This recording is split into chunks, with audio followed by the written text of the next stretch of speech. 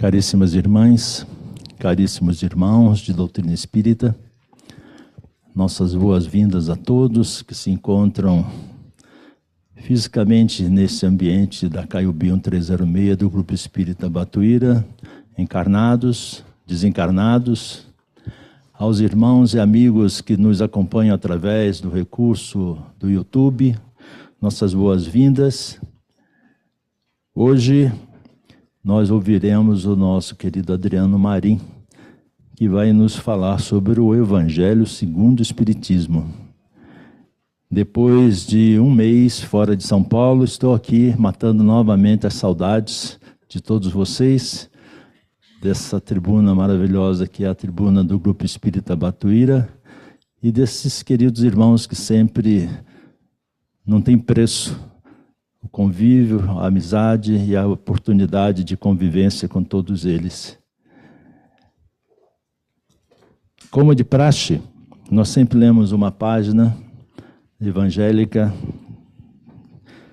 sempre de Emmanuel, já de longa data. Hoje nós buscamos no livro Fonte Viva a lição 88, cujo título é Caindo em Si. Tem um trechinho do versículo 17 do capítulo 15 de Lucas, que está assim: caindo, porém, em si, 3 pontinhos. Bem-vindo, senhor Geraldo. E Emmanuel desenvolve o pensamento deixado nesse versículo da seguinte forma: este pequeno trecho da parábola do filho pródigo desperta valiosas considerações a respeito da vida. Judas sonhou com o domínio político do Evangelho, interessado na transformação compulsória das criaturas. Contudo, quando caiu em si, era demasiado tarde, porque o divino amigo fora entregue a juízes cruéis. Outras personagens da Boa Nova, porém, tornaram a si a tempo de realizarem salvadora retificação. Maria de Magdala pusera a vida íntima nas mãos de gênios perversos.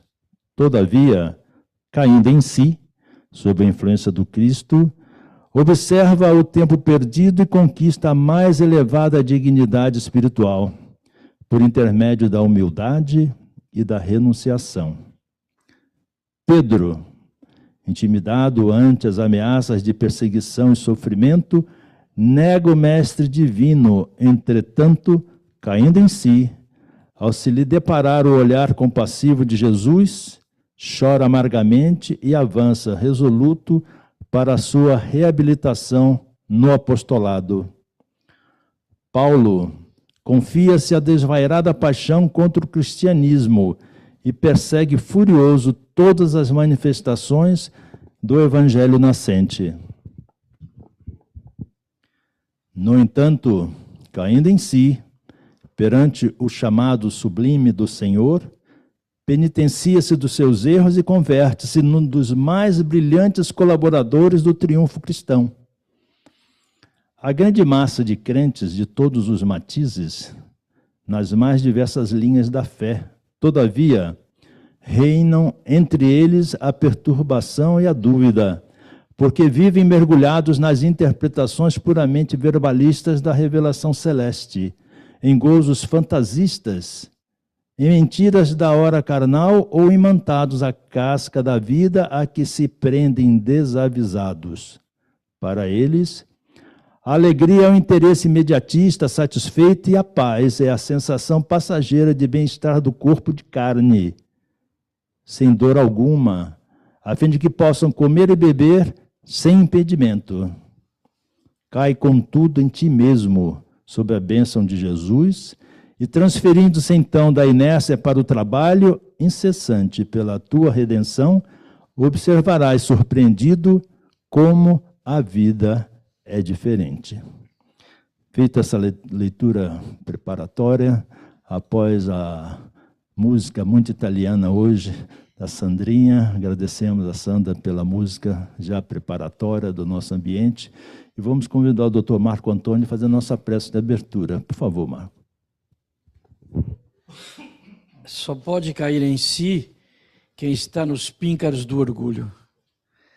E essa queda, muitas das vezes, nos é amarga, porque desejávamos a glória, desejávamos o poder, desejávamos a condição financeira inabalável, acima de qualquer problema do mundo, mas não podemos viver assim.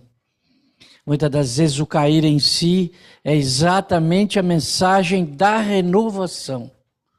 Então, se vocês que aqui estão, os que vieram pela primeira vez, sejam bem-vindos na nossa casa.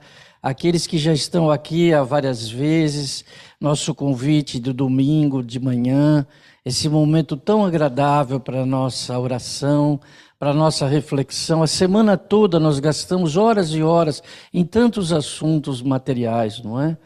Então, uma vez por semana, 1 hora que seja, nossa casa se abre numa palestra pública, no sentido de trazer mais de 50 oradores diferentes ao longo de cada ano. A Roseli organiza 200 palestras por ano nesta casa, para que nunca quem suba essas escadas falte a oportunidade de interpretar se caiu em si nesse momento onde estava pensando tantas coisas de sua vida e a vida não lhe foi tão feliz quanto gostaria.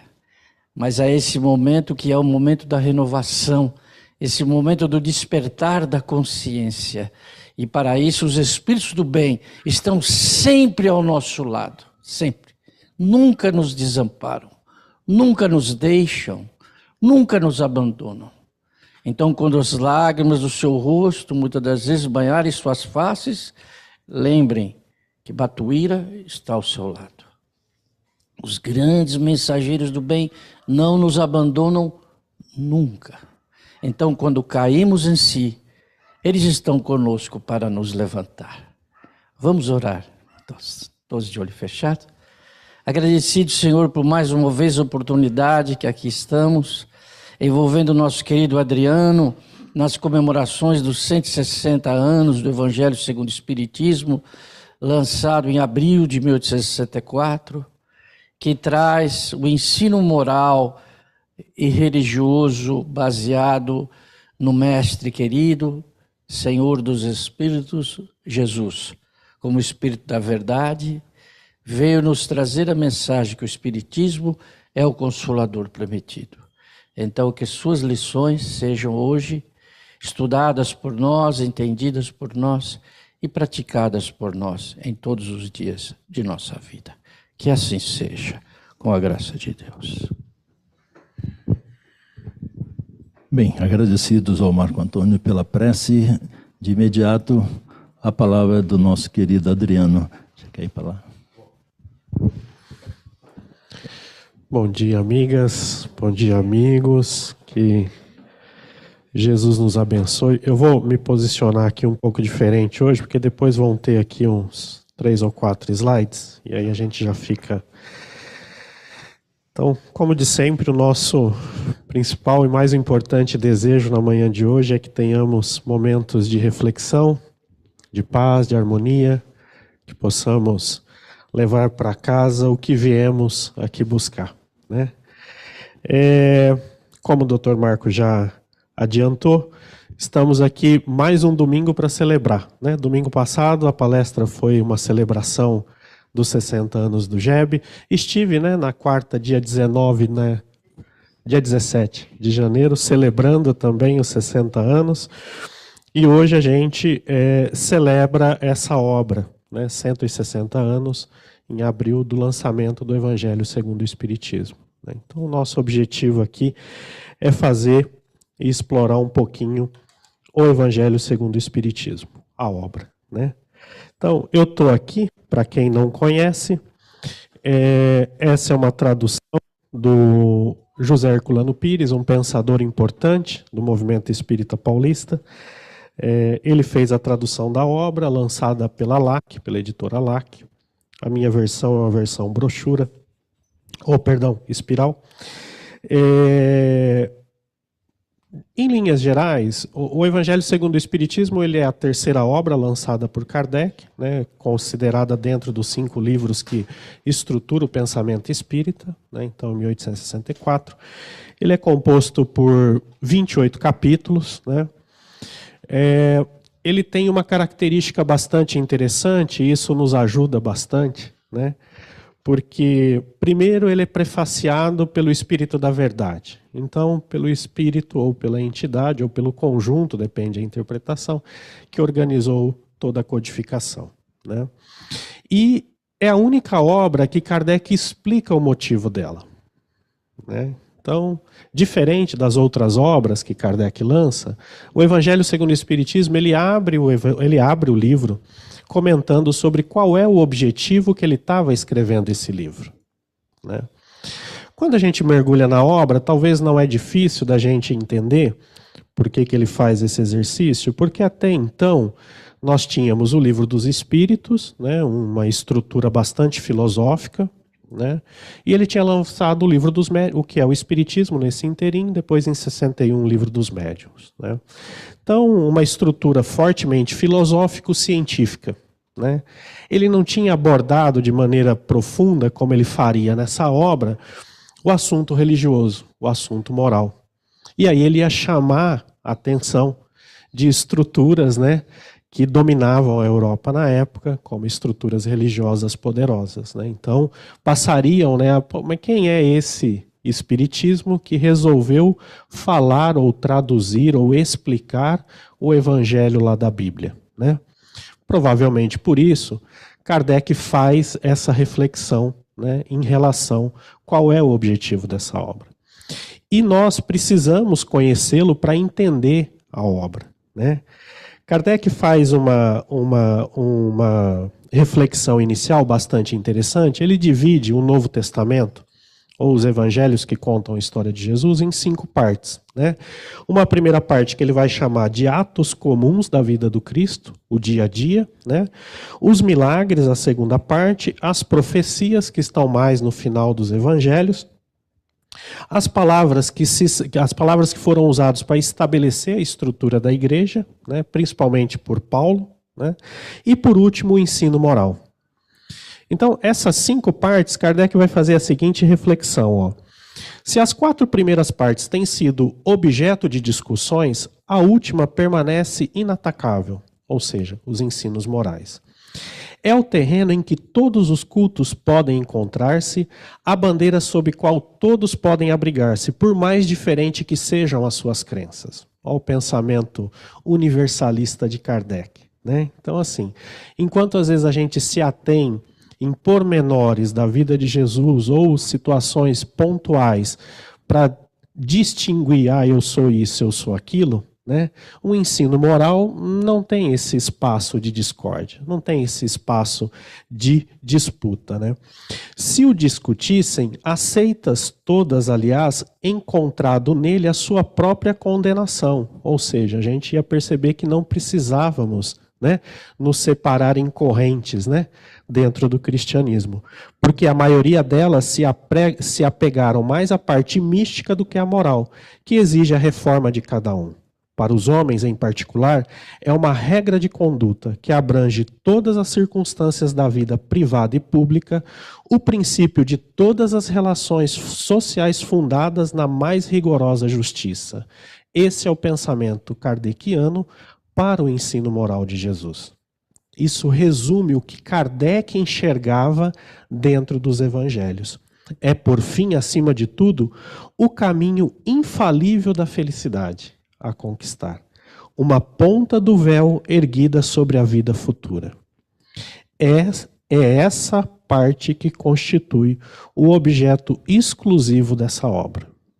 Então, nesse parágrafo, Kardec resume o que ele iria fazer, ou o que a gente vai encontrar nesse livro. Né? Então, é a essência do pensamento de Jesus. Aquilo que não se discute em relação ao bem do próximo, a busca do processo evolutivo, da felicidade e de um sentimento de justiça. né? É isso que Kardec faz. Depois ele vai fazer um comentário que eu queria, porque a gente vai usar um pouco mais à frente. No 5º parágrafo do objetivo da obra, ele fala assim: reunimos nessa obra os trechos que podem construir, propriamente falando, um código de moral universal. Esse pensamento de universalidade é muito forte em Kardec quando ele estrutura o Evangelho segundo o Espiritismo. Ele não estava, né, tudo indica, ele não estava trabalhando para compor um livro exclusivamente para quem fosse, né, seguir o pensamento espírita. Ele estava estruturando algo para que qualquer um pudesse buscar ali norteá-lo em relação a uma moral para o bem, para a evolução, né? Um código moral, isso, que sem distinção de cultos. Nas citações, conservamos tudo que era utilidade ao desenvolvimento do pensamento, suprimindo apenas coisas estranhas ao assunto. Mas em vez de não prendermos a uma ordem cronológica impossível e sem vantagem real em semelhante assunto, as máximas foram agrupadas e distribuídas metodicamente segundo a sua natureza, de maneira a umas deduzirem das outras tanto quanto possível. Essa é outra estratégia que Kardec usa, que até as pessoas que não se aprofundam na obra até meio que se perdem no Evangelho segundo o Espiritismo. Tanto que tem algumas, a gente ouve às vezes no movimento espírita, o Evangelho dos Espíritas, como se os espíritas tivessem, né, um evangelho em detrimento ao que está na Bíblia. Porque Kardec, por uma decisão provavelmente pedagógica, que é o que a gente vai propor na manhã de hoje com vocês, ele toma uma decisão muito importante. Ele não segue a cronologia dos evangelhos, porque quando a gente vai nos 4 evangelhos, exceto de João, que é escrito num outro momento, mas já provavelmente nos anos 80 ou 90 da era cristã, ou seja, já tinha se passado um bom tempo do desencarne de Jesus, mas os 3 primeiros, os sinóticos, seja de Mateus, Marcos ou de Lucas, conta a história de um homem de forma cronológica, né? Nasce, convive, se relaciona, é preso e assassinado, né? Kardec fala, olha, eu não segui isso. Só que ele fala assim, eu reuni os assuntos de forma metodicamente segundo a natureza deles, de maneira que nos ajuda a deduzir uma das outras. Então, por trás da estrutura do Evangelho, tem alguma... Kardec não explicita exatamente isso, mas nessas palavras a gente entende que ele propõe um encadeamento de ideias para algo mais metódico ou pedagógico, né? E por fim, ele fala assim, que aí é o mais importante para nós, né? Que é essa obra é de uso para todos, né? Então o pensamento, mais uma vez, universalista de Kardec, né? Ele não estava escrevendo para uma fatia ou para algumas pessoas. Cada qual pode dela tirar os meios de conformar sua moral à do Cristo. Os espíritas nela encontrarão, além disso, as aplicações que lhes concernem mais especialmente. Graças às comunicações estabelecidas, de agora em diante, de maneira permanente entre os homens e o mundo invisível, a lei evangélica, ensinada a todas as nações pelos próprios espíritos, não será mais letra morta, porque cada qual a compreenderá e será incessantemente solicitado a pô-la em prática, pelos conselhos de seus guias espirituais. As instruções dos espíritos são verdadeiramente as vozes do céu que vêm esclarecer aos homens e convidá-los à prática do Evangelho. Aqui está outro pensamento, talvez outra expectativa de Kardec ao estudar essa obra, e ele, ao estruturar essa obra, ele até faz um comentário, a gente não detalhou aqui porque não dá tempo, mas é a dificuldade que às vezes nós temos de acessar o ensinamento de Jesus direto na fonte, nos evangelhos, e conseguir, né, dentro, né, da nossa incipiência em acessar textos, né, evangélicos, de separar aquilo que é essência daquilo que não é essência, né? Aqueles que já se debruçaram e foram ler direto a Bíblia, tem muita coisa cifrada, tem muita coisa que tem uma relação direta com o momento, se passaram mais de 2000 anos, né? Então Kardec coloca a dificuldade que nós temos de, às vezes, acessar direto o Evangelho e tirar algo dali que realmente seja prático. E o pior, que às vezes a gente cria alguns jargões com base em frases do Evangelho, que cai na nossa rotina e aí a gente não faz mais nem sentido, né? A gente nem pensa exatamente o que diz aquilo, né? Ah, dá outra face àquele que te bater à direita. Tá, mas você está sabendo que você está sugerindo? Você tem noção que você está sugerindo para o colega? Ou você falou meio, né?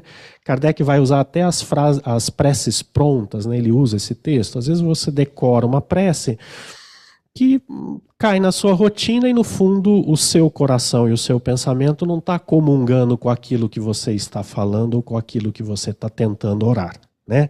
E assim acontecem com os evangelhos. Então, na visão de Kardec, essa obra nos ajuda a dar uma filtrada nesse processo, captar o que é moral, para a gente colocar em prática. Então, como ele disse, é um guia de conduta. Nós vamos chamar aqui de cartilha, né? Relembrando ali as nossas épocas de escola, uma cartilha que no nosso dia a dia ela tem que estar presente, ela tem que fazer parte. E não é por acaso que, pelo menos, né, nas casas sérias e nos lugares que o movimento espírita é sério, ela é a principal obra indicada, né? Tanto que na maioria das casas, quando chega uma pessoa pela primeira vez, não é indicado o livro dos Espíritos, às vezes, é indicado o Evangelho. E vocês vão perceber que Kardec talvez tenha preparado o livro para isso, né? Porque às vezes a pessoa chega no movimento, chega na casa, está passando por uma grande dificuldade, precisa ali de buscar um equilíbrio mais imediato, ele vai começar a ler o livro dos Espíritos, de um conteúdo bastante filosófico, tentar entender Deus, até ele chegar nas leis morais lá no meio do livro, que vai fazer uma relação mais direta com o nosso dia a dia, ele pode ter desistido, né? Então, esse pensamento provavelmente está na estrutura do livro organizado por Kardec. Quando a gente estuda o Evangelho segundo o Espiritismo, é bastante interessante a gente buscar no Obras Póstumas. Não é um livro de Kardec, né? É Obras Póstumas, ele foi editado depois que Kardec desencarna, mas reúne, né, alguns textos atribuídos a Kardec, alguns bastidores, né? É bastante interessante porque tem um bastidor sobre o Evangelho. E é interessante até para a gente perceber como que os espíritos que estavam, né, ali ajudando e apoiando Kardec na estruturação das 5 obras enxergavam esse livro em particular, né? Então, os 2 textos, eu não vou conseguir ler também inteiro, mas deixo aqui a referência para vocês. Então, na minha edição está na página 251, na segunda parte de Obras Póstumas, e o título é Imitação do Evangelho. Por que imitação do Evangelho? Porque Kardec, quando edita a primeira versão, antes de levar para o editor, o senhor Didier, ele coloca esse título, Imitação do Evangelho, ia chamar o Evangelho segundo o Espiritismo, né? E aí Kardec faz a seguinte nota, ó, ninguém comunicara, Kardec fazendo uma reflexão, ninguém comunicara o objetivo da obra em que estava trabalhando. Guardei tanto segredo acerca do título que lhe dei que o próprio editor, o senhor Didier, só veio a saber dele quando foi imprimir. O título era, na primeira edição, Imitação do Evangelho. Mais tarde, porém, devido à observação do senhor Didier, graças, né, à espiritualidade superior, o Kardec atendeu, né, veio a se chamar o Evangelho segundo o Espiritismo. Assim, pois, as reflexões contidas nas comunicações seguintes, e aqui vai ter um diálogo, né, de Kardec com um dos seus mentores, tá? Por isso que ele fala. Na comunicação seguinte, o espírito médium não poderia saber do que se tratava, porque ninguém sabia que livro ele estava estruturando, né? Aí Kardec pergunta, que pensais da obra em que atualmente trabalho? O espírito responde assim, este livro de doutrina terá influência considerável. tu atacas as questões capitais e não somente o mundo religioso encontrará neles as máximas que lhes são necessárias, mas a vida prática, ó a questão prática de novo, né, das nações obterá excelentes instruções. Fizeste bem em tratar as questões de alta moral, ou seja, separar, né, pegar só o ensino moral do Evangelho em detrimento das questões do dia a dia do Evangelho. Sob o ponto de vista do interesse geral, dos interesses sociais e dos religiosos, né?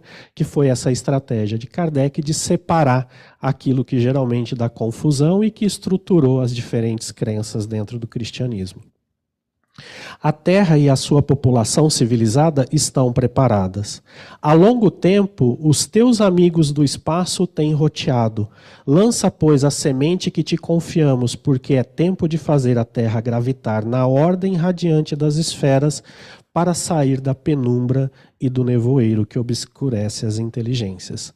Acaba a tua obra. Ele não tinha terminado o livro ainda nesse dia, 8 de agosto de 1863, essa mensagem. Conta com a proteção do teu guia, guia de todos nós, né? Então aqui o Espírito faz referência a um outro mentor que estava apoiando Kardec. E com o concurso devotados dos mais fiéis espíritos, em cujo número podes contar-me. Então a gente presta atenção que Kardec estava estruturando uma obra complexa, difícil, que iria lhe dar dor de cabeça, né? Tanto que é depois dela que começa a perseguição da igreja em relação às obras de Kardec.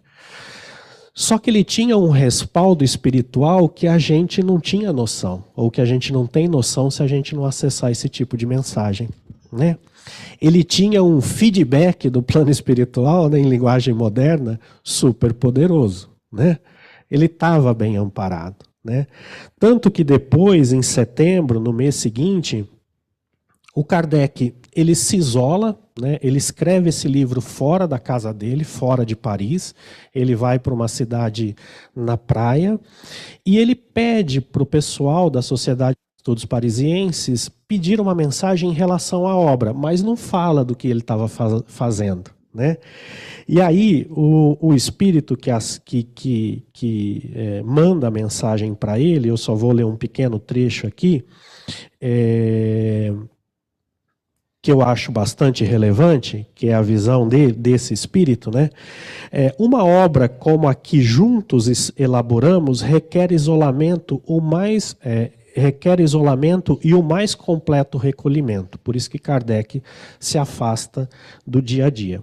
Acompanho com vivo interesse os progressos do teu trabalho, que é um grande passo para frente e abre ao espiritismo a larga via para as aplicações úteis à sociedade. Por que me chama a atenção? Porque sai do componente filosófico do Livro dos Espíritos, que às vezes a pessoa pode ler e falar, ah, legal, e entra na prática do dia a dia da convivência, né? No Evangelho a gente encontra os assuntos que está aqui, né, dentro de casa, que está no trabalho, que está na rua, né, com base nos ensinamentos de Jesus. E aí o que eu acho mais importante? Com essa obra, o edifício começa a destacar-se, já pode-se entrever a cúmula desenhando-se no horizonte. Então, dentro do processo de construção do pensamento espírita, tem uma base, que é o Livro dos Espíritos. Como esse ensinamento dos Espíritos foi produzido ou pode ser produzido? O Livro dos Médiuns. E o que eu faço com esse conhecimento? O que ele muda em mim? O Evangelho segundo o Espiritismo. O ápice da construção, como esse espírito reporta Kardec. Continua, pois, sem impaciência e sem fadiga, o monumento será concluído a seu tempo.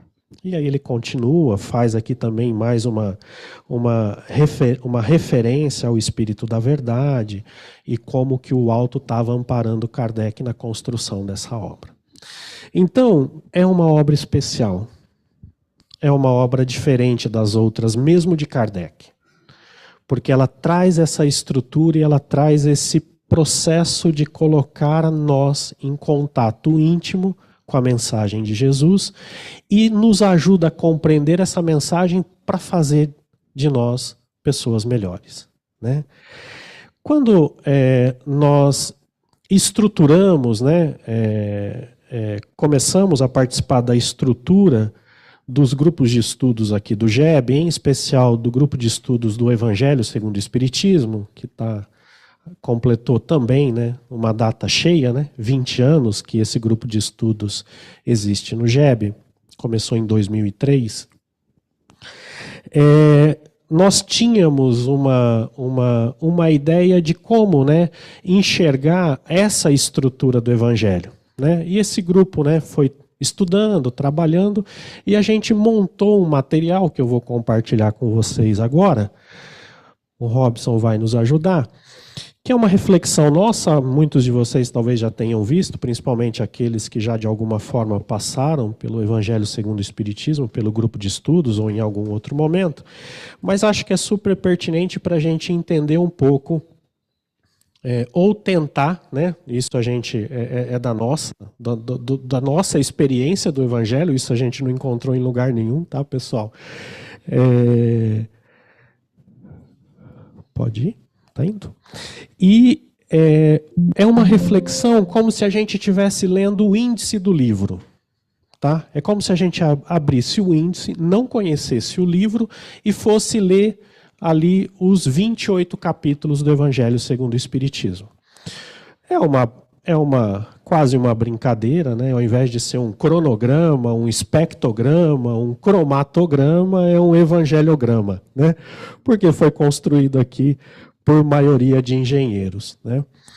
Mas Kardec, naquela tomada de decisão de que eu não vou seguir a ordem cronológica do Evangelho ou da vida de Jesus, né, ele abre o livro falando que não veio destruir a lei, né? Então ele puxa uma passagem de Jesus, que Jesus diz aos discípulos que, olha, eu não vim destruir a lei, eu vim dar cumprimento, né? Ou seja, um dos pilares da doutrina espírita é o processo evolutivo, é a lei de progresso, é a continuidade, né? Ou seja, a providência divina não dá saltos, a providência divina não improvisa.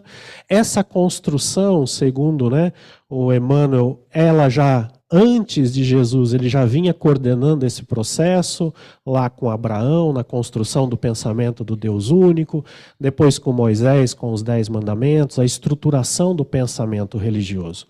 E Jesus vem, segundo ele mesmo, dar continuidade a isso, né? Mas tem muitos mundos, meu reino não é deste mundo, né? Então, assim, se o meu reino não é deste mundo, existem outros mundos, tem um sentido aqui de vida futura, que é um pilar também muito importante. Nós não acabamos no túmulo. Um outro pensamento, uma outra estrutura do pensamento espírita muito importante, né? Porque há muitas moradas na casa do meu Pai. Se existem muitos mundos, eu posso trocar de casa. Se eu troco de casa, eu preciso ter mais de uma vida. Pluralidade das existências. E eu só troco de casa se eu nascer de novo. O pensamento da reencarnação. Nos 4 primeiros capítulos, lembra que eu fiz um comentário que no movimento espírita a pessoa chega pela primeira vez, o que ele recebe como sugestão? Estuda o Evangelho.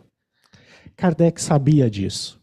Ele estava estruturando uma obra para uma pessoa que também não era espírita, que não tinha estudado o Livro dos Espíritos e o Evangelho. Então, ele introduz os 4 principais pilares do pensamento espírita para entender o pensamento espírita, né? Então, nós estamos evoluindo, a gente progride, nós temos uma continuidade da vida, nós trocamos de ambiente, de mundos, e como que é o mecanismo disso? É o processo reencarnatório. Um momento no plano físico, um momento no plano espiritual, um momento no plano físico. E com esses pensamentos, né, com essa estrutura, Kardec introduz para nós os conceitos básicos da doutrina espírita, e aí nós estamos preparados para entrar de fato no Evangelho, né? Que aí nós vamos estruturar, não se ocupem em ler, tá? Mas é mais um exercício aqui. Ele toma uma decisão também bastante importante, que ele dos 28 capítulos, 14 capítulos do Evangelho é tirado do Sermão do Monte, anotado por Mateus, do capítulo 5 ao capítulo 9 de São Mateus, né? Então, metade do Evangelho segundo o Espiritismo está no Sermão do Monte. A sua essência são as bem-aventuranças. Então, Kardec vai percorrer as bem-aventuranças. Só que quando Jesus anuncia as bem-aventuranças do Sermão do Monte, ele começa: bem-aventurados os pobres de espírito, depois bem-aventurados os que choram, bem-aventurados os mansos e puros de coração, mansos e pacíficos, e assim por diante. Kardec tira, inverte e começa falando dos bem-aventurados os que sofrem, os aflitos, que é um mergulho em nós mesmos, né? Aqui nós resumimos o capítulo com o seguinte pensamento: nossos compromissos assumidos. Nesse capítulo, que é o maior capítulo do Evangelho, o mais denso, o mais duro, porque a gente se depara com os compromissos que nós assumimos no nosso processo evolutivo, nas nossas diferentes encarnações. E ele é difícil mesmo de passar, né? Tem assuntos complexos como loucura, suicídio, melancolia, né? Kardec vai abordar assuntos de grande profundidade. Nós vamos chegar à conclusão que as aflições são justas, que as causas estão em nós, seja na atual encarnação ou em outras reencarnações, como causas anteriores das aflições, e assim por diante. Tanto que Kardec caridosamente para de falar de bem-aventuranças e traz no capítulo 6 o Cristo Consolador. Tudo bem, a gente está sofrendo, mas se você está cansado ou sobrecarregado, vinde a mim que eu vos aliviarei, né? Kardec abre o capítulo 6 com essa fala de Jesus, né? E ali o Espírito da Verdade toma, né, um grande protagonismo nesse capítulo, né? Nesse capítulo que tem uma frase que a gente repete às vezes sem contexto também, que Espírito, amai-vos, eis o primeiro ensinamento, instruí-vos, eis o segundo, né? Uma mensagem do Espírito da Verdade. E aí ele retoma as bem-aventuranças. Bem-aventurados os pobres de espírito, que é a necessidade da humildade para poder aprender o que ele vai trazer, tá? Se nós não temos humildade, você nunca... Porque assim, é emocional, né? Você chega uma pessoa e fala: quem é você para me ensinar alguma coisa? Você já estabeleceu uma barreira que é o orgulho, que você não absorve mais nada daquela pessoa. E Jesus precisava de pessoas sequiosas de vontade para aprender, porque ele ia trazer algo muito diferente do que se vivia na época. Tanto que ele faz uma relação, e Kardec vai usar nesse capítulo, as crianças, né? E, se você não se assemelhar à criança, você não acessa o reino dos céus.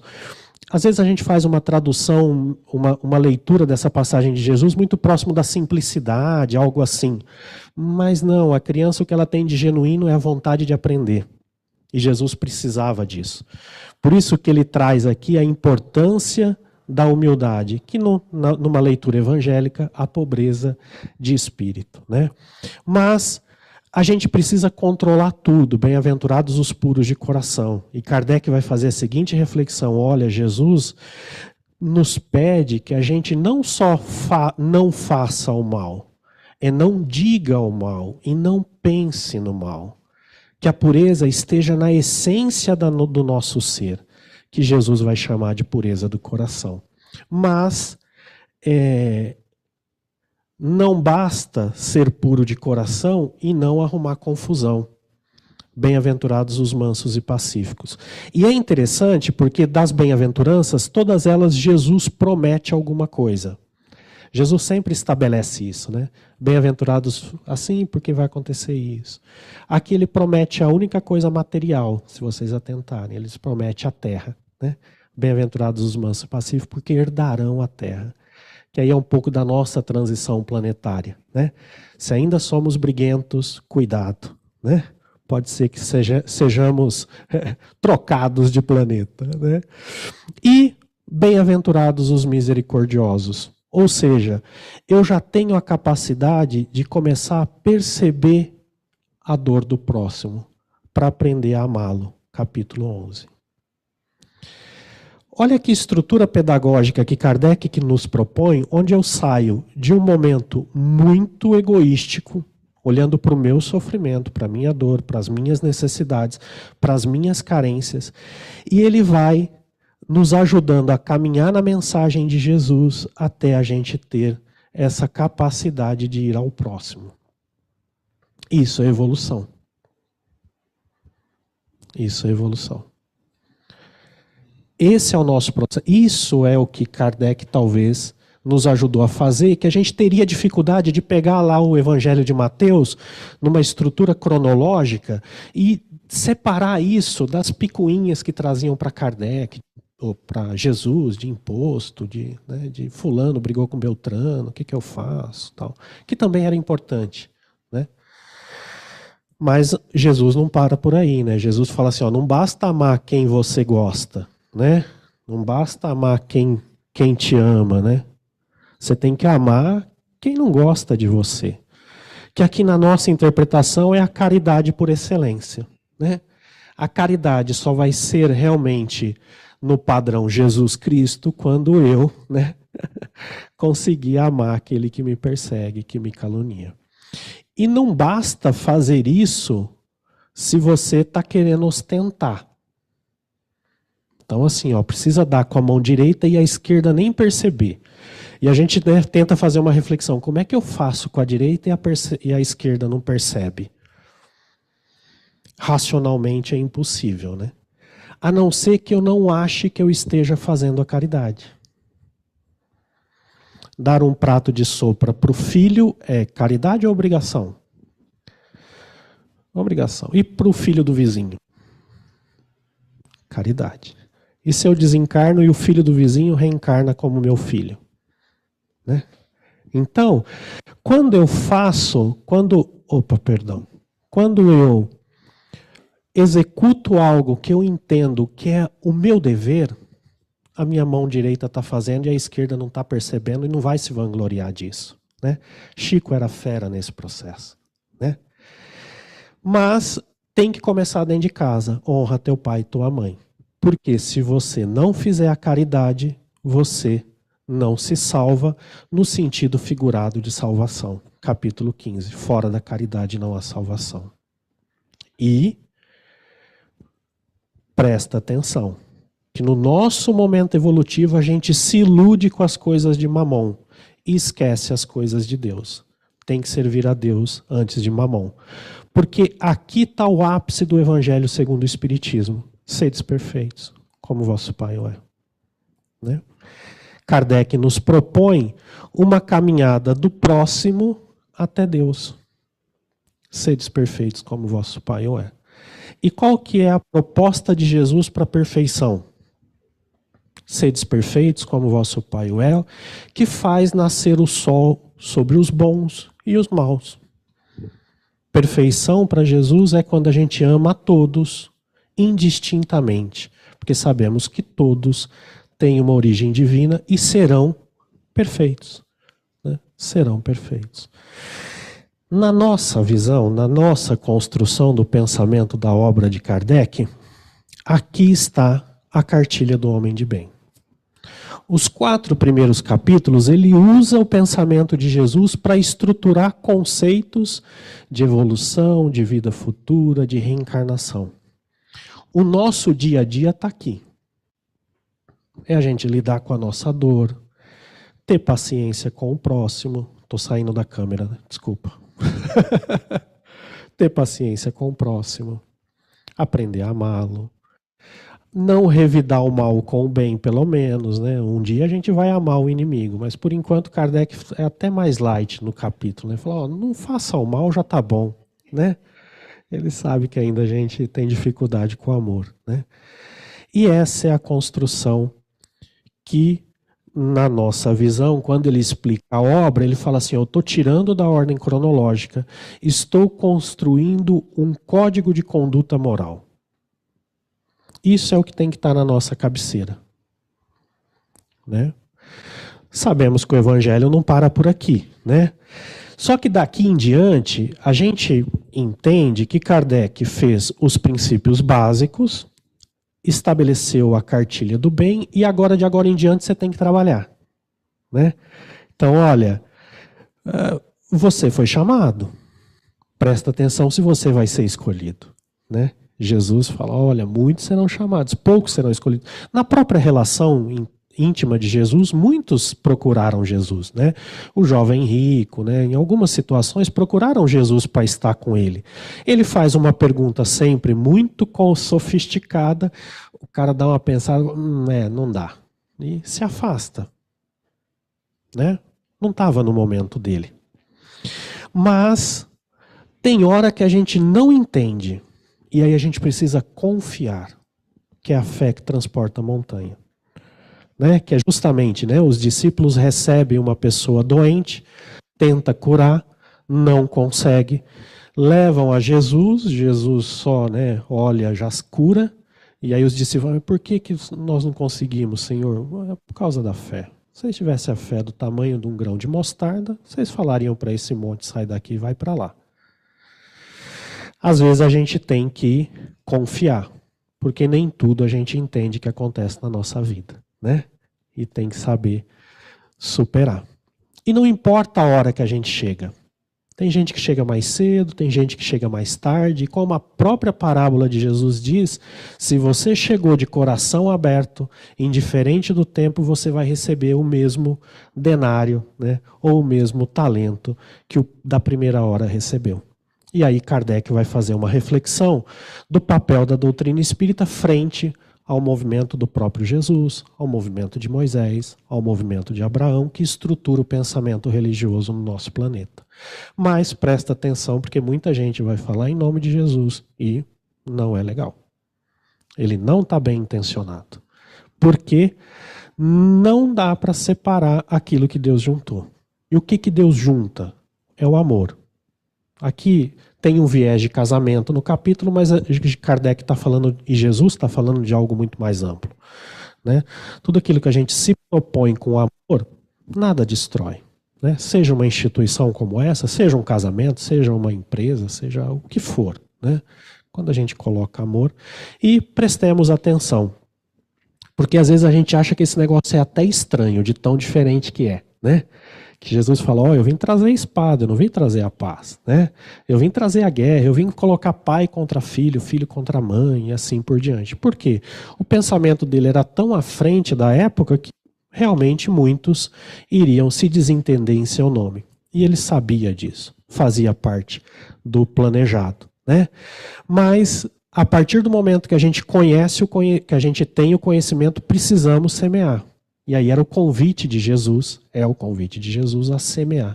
Não colocar a luz debaixo do alqueire, debaixo de uma caixa, né? Prendendo o conhecimento. Por isso que na nossa visão, a partir do capítulo 17, o convite do Evangelho segundo o Espiritismo é que a gente já comece a colocar em prática.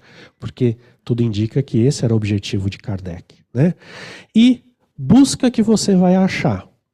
Só que a hora que você achar, dá de graça, porque você não comprou. Você recebeu do alto. E pode pedir que você vai obter. E curiosamente, Kardec fecha o Evangelho nos ensinando a orar. Um capítulo de preces. Se vocês atentarem no capítulo de prece, ele vai fazer uma análise da oração. Depois ele faz uma análise da oração dominical. Cada parágrafo da reflexão sobre o Pai Nosso, ele cita um capítulo do Evangelho. A nossa leitura é que a gente ora mal. Que a gente não sabe ler, não sabe orar. E aí, a hora que a gente estuda essa estrutura, a nossa prece muda. Porque a gente passa a pedir algumas coisas que fazem mais sentido para o nosso processo evolutivo. E não para se livrar das dificuldades que nos faz evoluir, né? E essa era uma reflexão nossa dentro do grupo de estudos do Evangelho, lá mais no começo, quando a gente, né? Poxa, mas né, a prece é algo que você aprende de pequenininho, né? A primeira coisa que a gente ensina dentro de casa, né, numa casa cristã, é o filho fazer uma prece, né? Só que a nossa prece precisa amadurecer. A nossa relação com Deus precisa amadurecer. E o amadurecimento está no Evangelho segundo o Espiritismo. Está na forma como Kardec traduziu para nós, com o uso dessa obra, os ensinamentos de Jesus, separando o dia a dia da essência, que é imortal. Né? Tem algumas coisas no Evangelho que hoje em dia não faz mais sentido porque era do costume da época. Mas a essência vai ser imortal. Né? Então, pessoal, essa é uma leitura que nós temos. Como eu disse, provavelmente alguns de vocês já conheciam ou já até fizeram essa reflexão. Né? E aqui a gente entende talvez o objetivo de Kardec ao tirar da ordem cronológica e quão poderosa pode ser essa obra no nosso dia a dia se a gente souber usar. Se a gente souber fazer a reflexão genuína e profunda, como propõe, né, São Luís ali na questão 919A do Livro dos Espíritos, quando nos propõe uma reflexão diária: se eu desencarnar essa noite, vou chegar do lado de lá com vergonha ou feliz? Né? Essa reflexão, a sugestão de Kardec é que seja feita com base no Evangelho segundo o Espiritismo. Porque ele nos dá o norte. Como diz o Espírito a Kardec numa das entrevistas: você está construindo um edifício. Ele é o cume. No sentido de que as informações que o Livro dos Espíritos nos traz, a forma como a gente obtém no Livro dos Médiuns, ok, o que eu faço dela? O que ela muda em mim? Qual é o caminho correto da lei natural? Quem nos dá o caminho é o Evangelho segundo o Espiritismo. O que fazer com a mensagem espírita, com a informação trazida pelos espíritos através da mediunidade? Quem nos diz é o Evangelho segundo o Espiritismo. Por isso que é a obra mais estudada em todas as casas, tem trabalhos públicos dedicados a ela, né? Palestras públicas doutrinárias, geralmente em todas as casas, tem como estrutura e pano de fundo o Evangelho segundo o Espiritismo.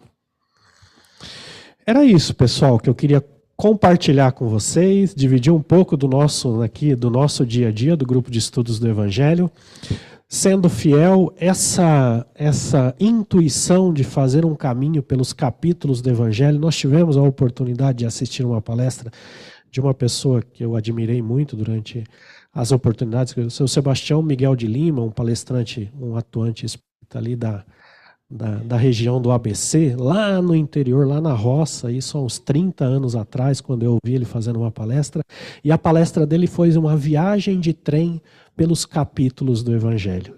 E cada capítulo era uma estação que a gente desembarcava ao longo da palestra dele, né? E desembarcava e conhecia aquela estação daquele capítulo. Isso ficou marcado no nosso perispírito, né?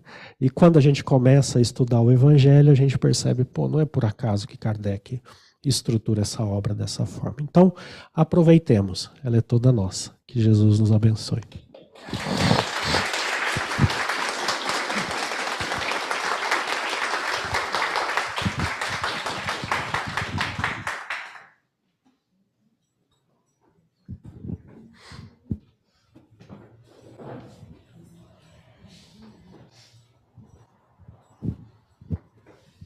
Mais ao centro.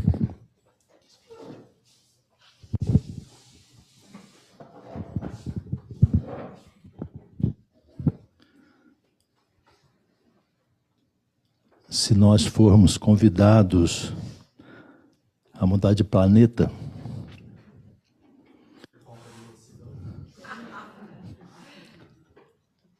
eu vou pedir pelo menos para poder levar o Evangelho segundo o Espiritismo comigo. Que se alguma obra de Kardec tiver que ser salva de toda a codificação, eu escolheria o Evangelho segundo o Espiritismo para levar comigo.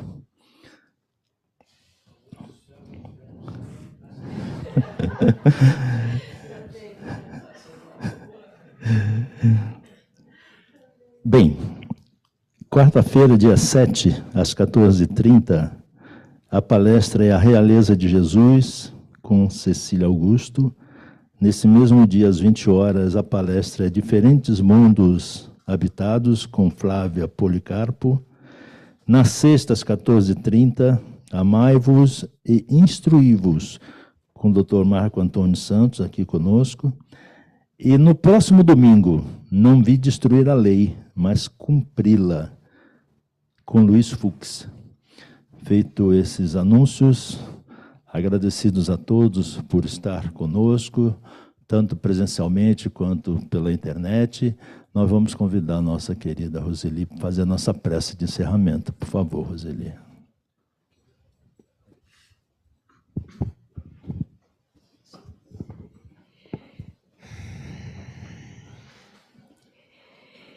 Quem vem até mim nunca mais estará em trevas. Essas palavras do nosso Mestre Jesus aquecem os nossos corações.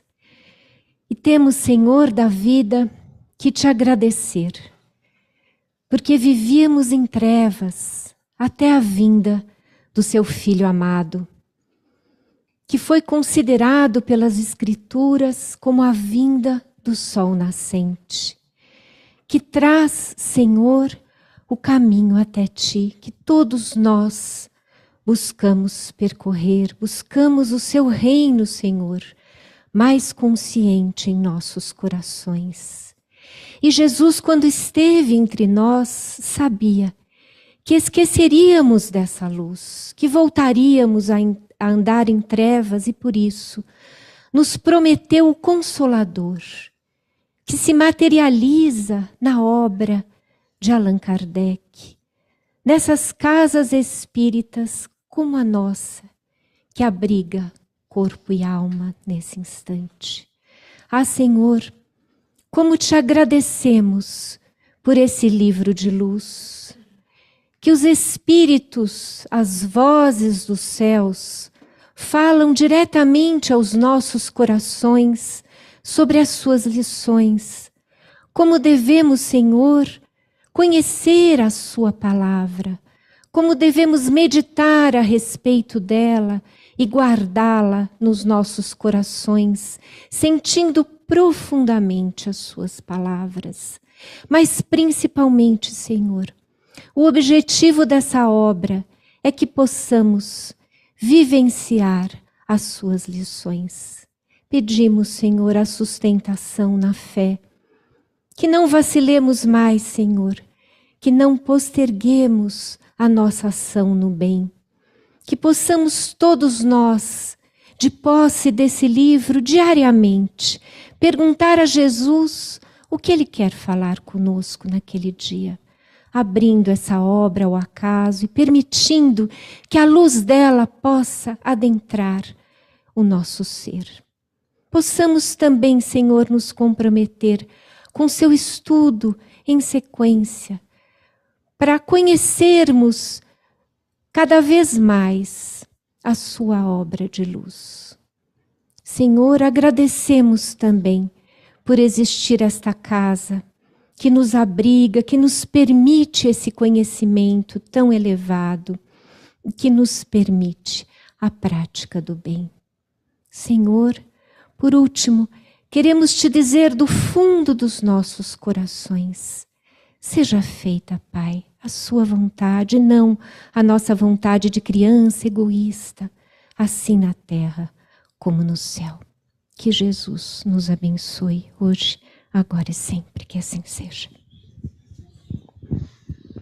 Obrigado, Roseli. Uma boa semana a todos, com muita paz.